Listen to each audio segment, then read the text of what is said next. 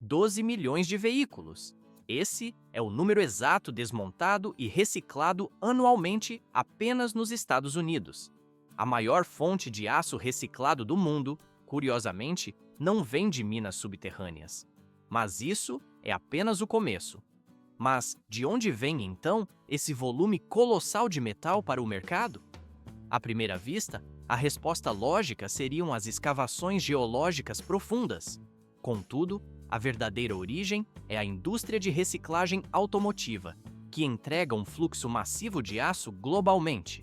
Pode-se notar como os pátios de sucata se tornam as minas mais eficientes já criadas pela humanidade. Parece que o carro atingiu o fim da vida, mas na prática ele entra no chamado segundo portal. O metal retorcido embarca em uma nova jornada industrial.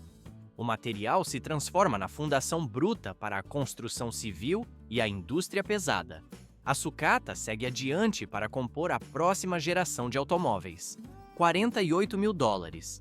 Esse é o valor investido na compra de um automóvel novo, antes de sair da concessionária. Após 10 anos de uso contínuo nas estradas, quanto valor essa máquina ainda retém ao entrar no fluxo de reciclagem? O veículo desgastado parece destinado apenas ao ferro velho, sem utilidade aparente. No entanto, por trás dessa dúvida, existe uma indústria de 60 bilhões de dólares por ano, onde milhões de carros antigos são sistematicamente desmontados e triturados. Pode-se notar como os manipuladores hidráulicos separam as carcaças, iniciando o processo de transformação da sucata em matéria-prima. Esse ciclo industrial gera empregos para centenas de milhares de trabalhadores e elimina custos enormes associados à fundição de metais virgens. À primeira vista, o pátio de sucata parece um depósito estático, mas na prática alivia drasticamente a carga sobre o meio ambiente. Se o minério de ferro é uma mina natural, os veículos em fim de vida constituem uma mina artificial sem limites. Mas isso é apenas o começo. Cada ciclo de reciclagem economiza até 74% de energia em comparação com a extração de novo minério nas pedreiras. Em média, 75% do peso de um veículo é recuperado integralmente, variando do aço e alumínio até vidro e plásticos industriais. Vê-se como as esteiras transportam os fragmentos separados para o reprocessamento final. Centenas de milhões de toneladas de material renascem a cada ano, integrando-se a edifícios, produtos cotidianos e até a próxima geração de carros. O processo completa sua rota, devolvendo os recursos à cadeia produtiva. Mais de 95% dos veículos em fim de vida nos Estados Unidos passam por este sistema, tornando os automóveis o produto de consumo mais reciclado do mundo. Por que o carro é entregue na área de admissão de uma planta de reciclagem em vez de ser descartado? O pátio parece, inicialmente, um depósito estático de metal.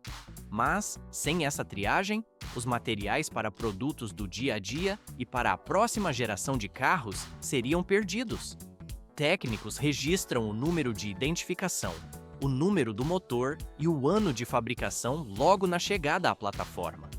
Pode-se notar como eles documentam meticulosamente a condição geral e toda a papelada relacionada ao automóvel.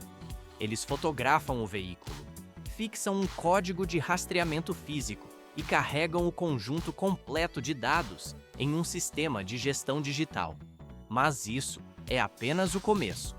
À primeira vista, essa etapa parece apenas burocracia administrativa, mas na prática, ela fornece a base essencial para avaliar o valor financeiro restante de cada veículo. Isso permite que todo o processo seja rastreado, servindo de guia para as próximas fases. A inspeção foca especificamente em componentes que podem ser reutilizados, como motores, transmissões, eletrônicos delicados e partes do interior. Vê-se como os itens úteis são separados para abastecer o mercado multibilionário de peças automotivas usadas. Depois, fica mais complexo. Veículos pesadamente danificados ou totalmente gastos, por outro lado, são direcionados direto para o processo de desmonte para recuperação de material. Uma vez completo este estágio, os carros são organizados em lotes espalhados pelo pátio. A câmera desliza pelas fileiras, revelando as unidades alinhadas e prontas para entrar na linha de processamento em uma ordem sistemática clara. Graças a essa organização, cada carro maximiza seu valor recuperável e contribui de volta para a economia. 98%. Essa é a taxa de reciclagem quase perfeita atingida pelas baterias de chumbo ácido, encontradas em carros convencionais a gasolina. O chumbo pesado, o plástico da carcaça e até o ácido sulfúrico interno são integralmente recuperados para a fabricação de novas unidades energéticas. Por que a extração da fonte de energia é o primeiro passo absoluto após a inspeção de entrada? Aparentemente, outras peças poderiam ser retiradas antes da bateria. Mas, na prática, ela constitui o risco elétrico mais perigoso ainda ativo na estrutura, exigindo isolamento total antes que o veículo avance para o processamento. Para os modelos híbridos ou elétricos, a complexidade operacional aumenta drasticamente. Os grandes pacotes de íons de lítio requerem protocolos ainda mais rígidos. São desconectados com precisão, embalados com segurança e enviados a instalações de reciclagem especializadas. Apenas com o sistema elétrico completamente removido, o veículo é liberado para a fase seguinte. Vê-se como a carcaça é içada para uma plataforma dedicada à extração de fluidos, expondo a parte inferior do chassi. Grampos hidráulicos travam a estrutura firmemente, enquanto uma sonda de aço especializada perfura o tanque, acoplada a uma bomba de vácuo de alta pressão. À primeira vista, parece uma drenagem simples, mas na prática é uma operação crítica de segurança contra acidentes industriais. Um veículo em fim de vida ainda retém, em média, vários galões de combustível e líquidos inflamáveis. A sucção potente extrai gasolina, óleo de motor, fluidos de freio e transmissão, refrigerante e até o gás do sistema de ar-condicionado. Mas isso é apenas o começo da recuperação. Em questão de minutos, todo o conteúdo é drenado para reservatórios subterrâneos, eliminando riscos de incêndios, explosões ou poluição ambiental. O que torna esta etapa notável é que nada é desperdiçado. Pode-se notar que, após a filtragem, a maioria dos fluidos recuperados alimenta as empilhadeiras, geradores e outros equipamentos da própria planta.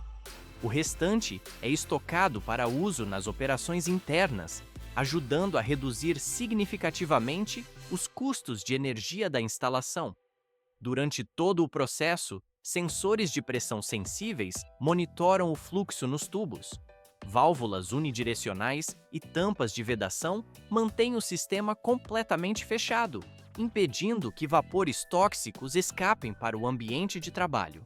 Assim, o valor recuperável é maximizado e retorna à economia de forma segura e eficiente. 4 pneus robustos são os primeiros a deixar a estrutura do veículo, assim que os fluidos são drenados, marcando o início da desmontagem física. Por que essa prioridade imediata aos conjuntos de rodagem? À primeira vista, parece apenas uma questão de conveniência logística para facilitar o manuseio. Mas remover essas peças libera espaço crítico ao redor do chassi e elimina um dos resíduos mais problemáticos da linha, já que a borracha levaria décadas para se decompor em aterros. Pode-se notar como trituradoras industriais reduzem a borracha resistente a grânulos finos para pavimentação de asfalto ou superfícies de playgrounds, enquanto outras partes alimentam fornos industriais como combustível alternativo. Já os aros de aço e alumínio seguem diretamente para a fundição, onde o metal ganha nova vida. Mas isso é apenas o começo do processo de separação de materiais. Equipamentos especializados cortam os para-brisas e vidros laterais com precisão cirúrgica para separar o vidro laminado.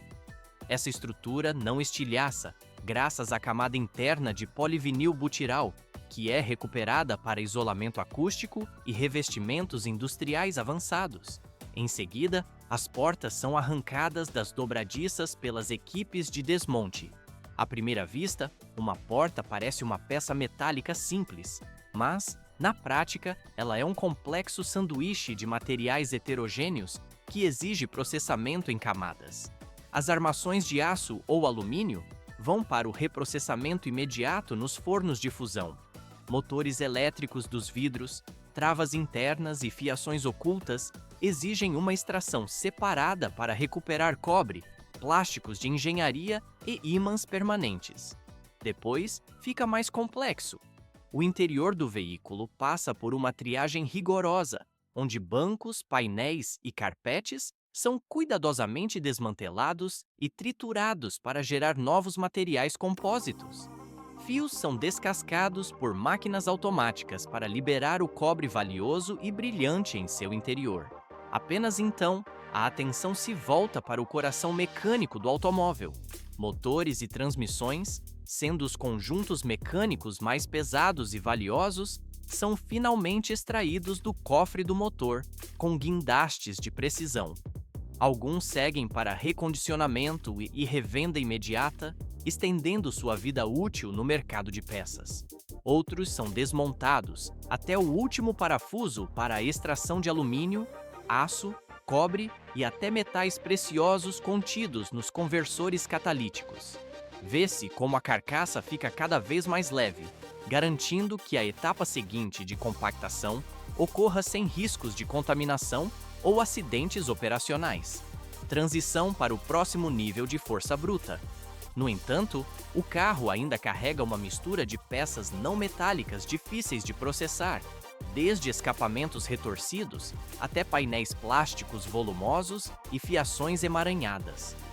O veículo é enviado para a área de processamento pesado, onde braços mecânicos massivos equipados com tesouras hidráulicas assumem o controle da operação.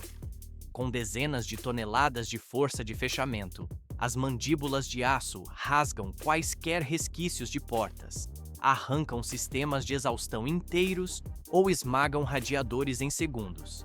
Plásticos, espumas de preenchimento e outros materiais que não podem ser fundidos são descartados instantaneamente no local pela própria garra mecânica. Pode-se observar a velocidade com que a estrutura é limpa, um processo muito superior à desmontagem manual em termos de tempo e segurança. Esse filtro grosseiro elimina materiais inflamáveis ou contaminantes, protegendo o triturador final de danos catastróficos. Após poucos minutos sob a pressão da tesoura hidráulica, resta apenas uma carcaça limpa de aço e alumínio, pronta para a compactação eficiente. 150 a 200 toneladas de pressão hidráulica esmagam a estrutura de aço limpa do veículo na prensa massiva. Em uma única operação de força bruta, uma carcaça de mais de 4 metros de comprimento é comprimida até atingir apenas 1/10 de seu volume original. Por que existem tecnologias tão distintas para compactar o metal nesta etapa? À primeira vista, o objetivo parece ser apenas reduzir o espaço físico ocupado no pátio. Mas a escolha entre enfardamento, achatamento ou corte define a eficiência logística e o consumo de energia dos processos subsequentes. Pode-se notar como a prensa enfardadeira converte o chassi retorcido em um cubo de aço denso e geometricamente uniforme. Esses blocos de alta densidade são ideais para o empilhamento seguro e o transporte eficiente em longas distâncias. Enfardadeiras industriais modernas conseguem processar de 25 a 40 carros por hora, garantindo fluxo constante em grandes instalações de reciclagem. Mas isso é apenas o começo da diversidade de equipamentos. O achatador de carros comprime os veículos em folhas planas de apenas algumas dezenas de centímetros de espessura. Parece a opção mais lógica para pátios médios devido à velocidade e ao baixo custo operacional. Mas, na prática, a menor densidade desse material exige um consumo de energia muito maior dos trituradores na fase seguinte. Já a tesoura enfardadeira comprime e fatia o metal em seções curtas simultaneamente. Embora sua capacidade de produção seja menor, ela cria um atalho direto para os fornos ou trituradores, eliminando passos intermediários. Comparativamente, o enfardamento empacota a carga para estoque, enquanto o achatamento lamina o material para o transporte econômico. O corte, por sua vez, fragmenta a peça para o uso imediato na remoldagem, transformando a sucata volumosa em metal uniforme. O processo está apenas ganhando velocidade ao chegar ao triturador de alta capacidade. Vê-se como os fardos de aço denso alimentam o triturador, que atua como o coração mecânico de toda a linha. Dentro da câmara blindada, eixos de aço maciço com dentes entrelaçados giram em direções opostas sem parar, gerando um estrondo metálico contínuo. O bloco comprimido é rasgado em segundos pela força mecânica, reduzindo um carro que ocupava uma vaga inteira a fragmentos homogêneos. Depois, fica mais complexo. A capacidade de processamento atinge marcas impressionantes de produtividade industrial nesta fase crítica. Um triturador moderno consome de 100 a 150 toneladas de aço por hora, digerindo centenas de veículos diariamente. Essa eficiência permite transformar montanhas de sucata em matéria-prima essencial para a indústria siderúrgica. A mistura resultante de metais e detritos segue pela esteira para a separação final. Ímãs potentes extraem o aço carbono da correia transportadora, enquanto as correntes de Foucault repelem o alumínio e o cobre para canais laterais específicos. Plásticos, borrachas e resíduos de tecido são descartados automaticamente pelo sistema de triagem. O aço recuperado é comprimido novamente em pacotes prontos para o forno. Em menos de uma hora, o veículo descartado se converte em metais puros prontos para reiniciar o ciclo produtivo. Dezenas de milhares de amperes percorrem os eletrodos de grafite, gerando um arco elétrico ofuscante, semelhante a um raio artificial. O que antes era uma carcaça de carro, agora compactada, triturada e enfardada, entra no forno a arco elétrico para o processamento. Por que essa aplicação imediata de energia extrema é necessária? Os fardos enfrentam o calor intenso instantaneamente. Sem essa descarga elétrica maciça, o metal reciclado não atingiria o estado líquido fundamental para a separação de resíduos. Mas isso é apenas o começo. A temperatura no interior do forno ultrapassa 1.600 graus Celsius em questão de minutos. Cal e fundentes são adicionados estrategicamente à carga para extrair impurezas químicas da mistura. Pode-se notar como a escória flutua como espuma na superfície, separando-se do metal puro, enquanto lanças de oxigênio queimam elementos indesejados. O aço torna-se vermelho vivo antes de derreter completamente em um fluxo líquido homogêneo. Sensores e análises espectrográficas monitoram a composição da liga continuamente para garantir as especificações exatas. À primeira vista, o processo parece lidar com uma massa caótica de peças antigas, mas na prática, surge um mar brilhante de aço fundido, pronto para a moldagem. O metal não pode resfriar dentro do forno por muito tempo. Ele é canalizado imediatamente através de calhas seladas para a linha de vazamento contínuo. Nesta etapa, não termina. Um fluxo ardente de metal líquido preenche os moldes resfriados à água com velocidade constante. Vê-se como o material solidifica em segundos, criando uma casca endurecida externa enquanto mantém o núcleo fundido. Rolos transportam o aço para frente, permitindo que o resfriamento ocorra gradualmente ao longo de toda a extensão da linha. Dessa operação, resultam longos tarugos que se estendem por dezenas de metros. Serras térmicas automatizadas cortam o material em segmentos padrão, pesando várias toneladas cada, sejam tarugos quadrados para construção ou placas planas. Cada peça é numerada, escaneada e registrada em lotes específicos para rastreabilidade total. Blocos definidos de material emergem da piscina disforme de aço fundido. Depois, fica mais complexo. O momento em que os tarugos deixam o forno de reaquecimento marca um novo capítulo no ciclo de reciclagem. Tarugos vermelhos brilhantes avançam para o laminador a quente em alta velocidade. A câmera desliza ao longo da linha, onde dezenas de rolos maciços pressionam, esticam e dobram o metal continuamente. A cada passagem precisa, o aço se achata e se alonga, evoluindo de um bloco áspero e pesado para folhas ou bobinas uniformes. Câmeras de alta velocidade e sensores a laser monitoram cada milissegundo do trajeto. O sistema mede a espessura e a retidão com precisão absoluta para garantir que cada tira atenda ao padrão diretamente na linha. Mas o aço recém-laminado não pode ser enviado para a expedição imediatamente. Bicos de pulverização de alta pressão envolvem a superfície em uma névoa branca para baixar a temperatura rapidamente sem causar rachaduras térmicas. Tudo só se complica. Ventiladores potentes sopram ao longo das bobinas para preservar a estrutura interna através de resfriamento gradual.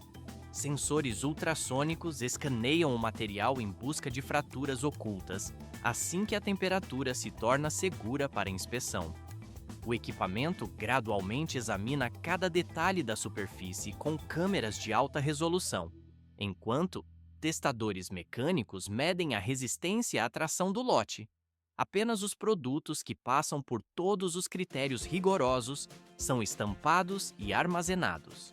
O aço atinge a estabilidade final, pronto para servir a centenas de indústrias modernas. Centenas de toneladas de força são exercidas pelas prensas maciças sobre a carcaça do veículo antigo. O ciclo de vida se renova não com a montagem, mas com o desmantelamento total de cada componente e a drenagem de combustíveis por segurança. Por que essa etapa de compressão extrema ocorre antes da trituração principal? À primeira vista, parece apenas uma destruição bruta e desordenada do material metálico. Mas, na prática, a densidade aumentada pelo esmagamento permite que os trituradores processem o metal com eficiência máxima na fase seguinte. O processo está apenas ganhando velocidade na linha de reciclagem.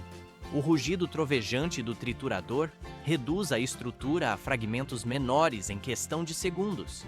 Pode-se notar como ímãs potentes, correntes de Foucault e sensores avançados classificam os metais com precisão cirúrgica nas esteiras.